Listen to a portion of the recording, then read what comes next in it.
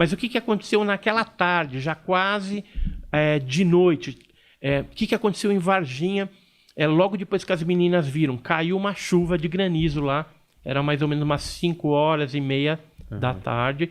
Fazia tempo que não caiu uma chuva tão forte em Varginha.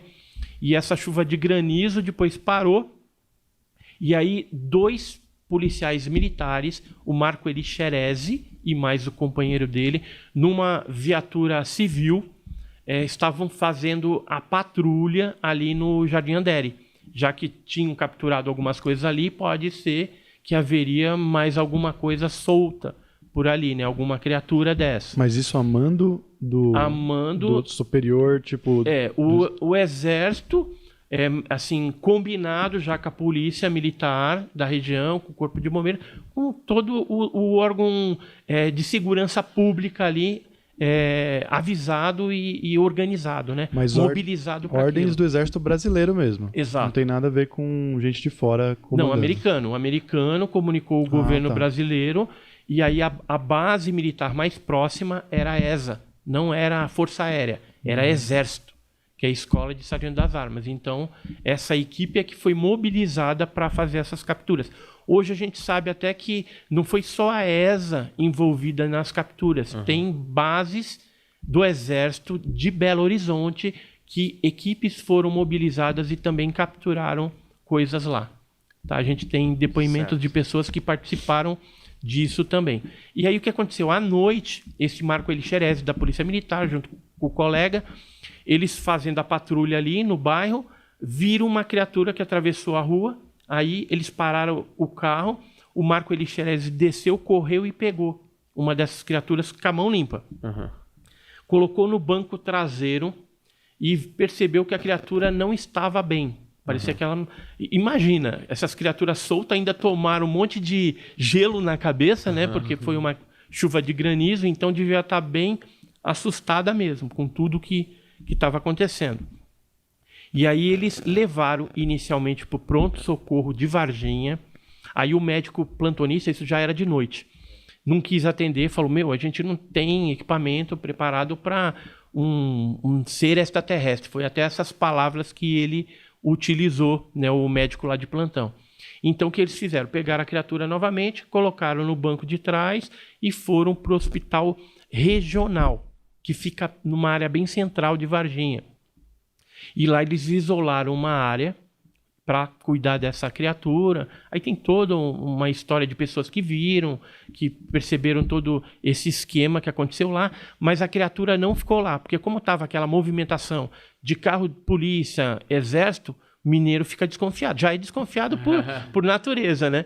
E aí eles, o que está acontecendo aí, né? Alguma coisa está acontecendo. Tem várias pessoas antigas daquela época que comprovam isso. Teve um programa, por exemplo, do Goulart de Andrade, em que ele entrevistou várias pessoas que viram essas movimentações.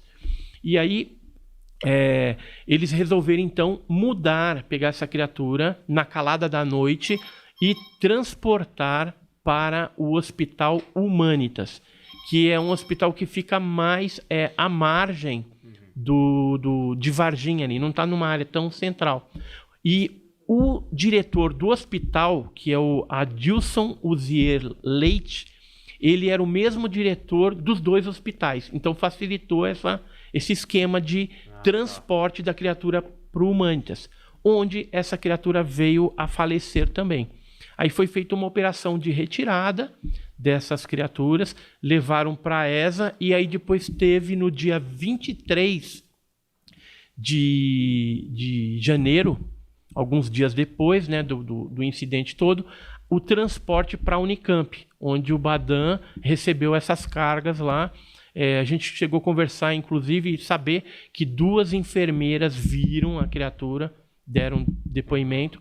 O próprio motorista do Badan Palhares também chegou a ver a mão da criatura, com os 3 dedos, né, que uma delas ele teve que levar para um outro departamento. E aí a mão que estava no saco chegou a cair assim, e ele chegou no caminho.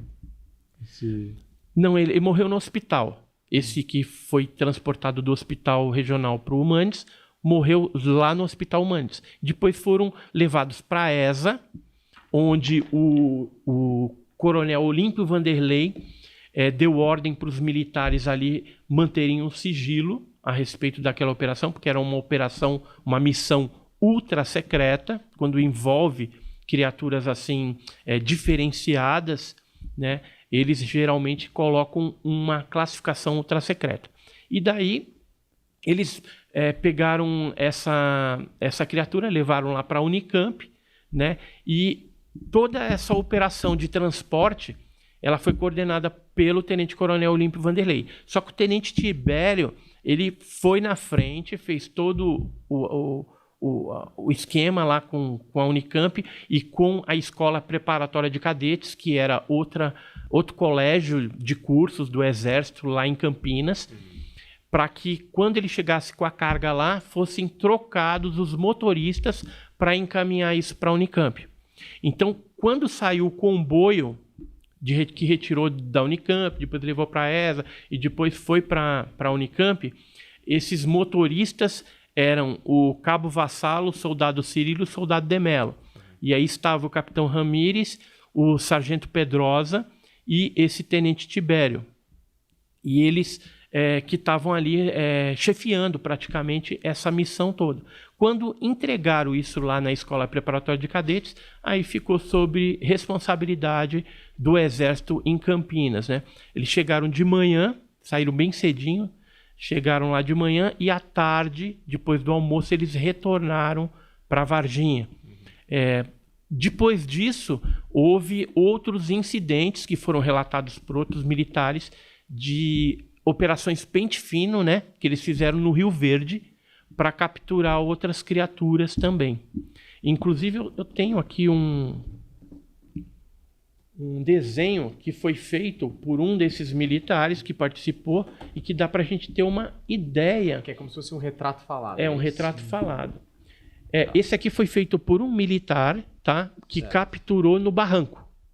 Tá? Mas esse aqui foi no Rio Verde.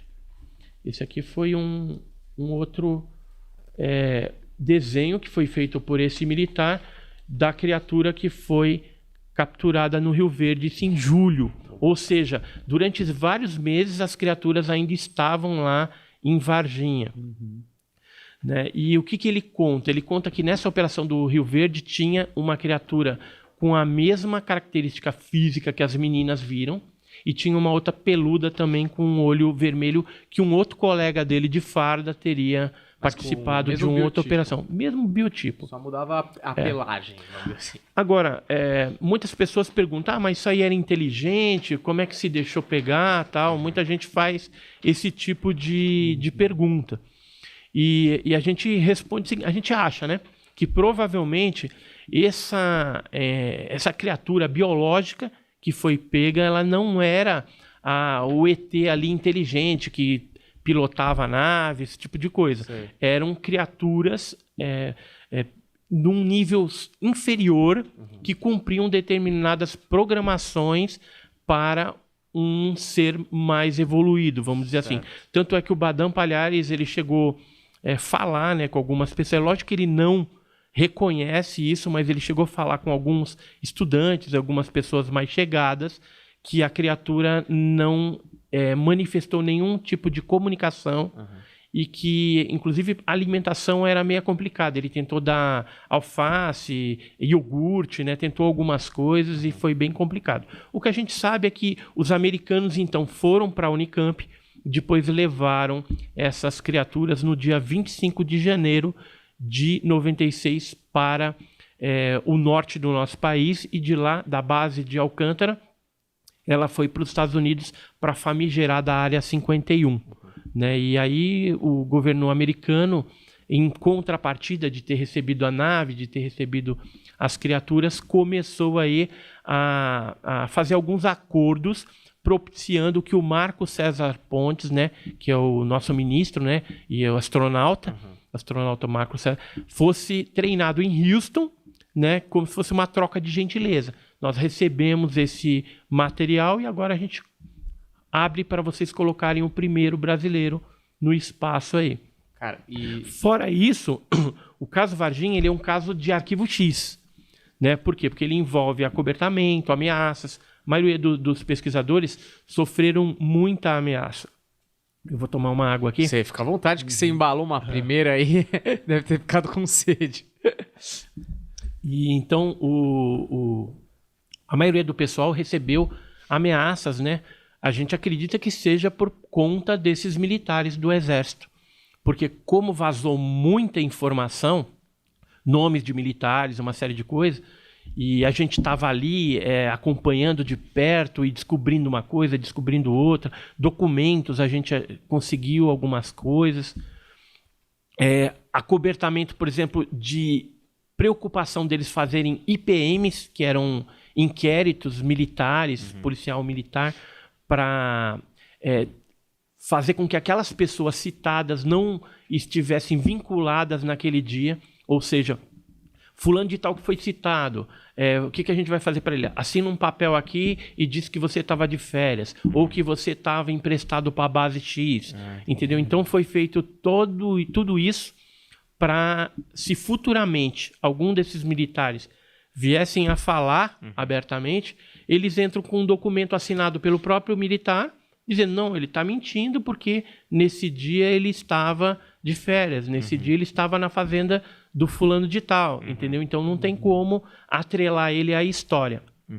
Mas fora tudo isso, o acobertamento, houve também morte do militar chamado Marco Elixerese. Aquele que capturou a criatura da polícia militar, ele sofreu um corte, um arranhão embaixo da axila, e ele, depois de algum tempo, ele acabou vindo a falecer. Mas ninguém sabe Só que o médico que atendeu ele, antes dele falecer, ele disse que tinha se envolvido com esse negócio da captura. Tem um programa espanhol que foi feito, porque veio televisão do mundo inteiro por conta desse caso Varginha. E uma dessas televisões, ela entrevistou esse médico que disse que o Marco Elixerese tinha falado que tinha participado da captura dessa criatura estranha. Inclusive, a própria família desse Marco Elixerese, a irmã, o pai, a mãe, eles confirmaram na época essa participação, dele ter falado até o seguinte, um certo momento eles estavam dentro de casa assistindo televisão, aí apareceu lá sobre a criatura, né, o programa Fantástico noticiando sobre o fato, ele foi lá, desligou a televisão, tipo, meio incomodado.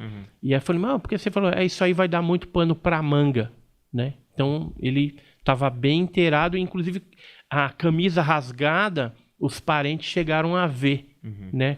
Quando ele chegou à noite, né, dessa missão ali de fazer a ronda para ver se pegava alguma coisa e acabaram pegando. Só que ele veio a falecer. Do que ele morreu?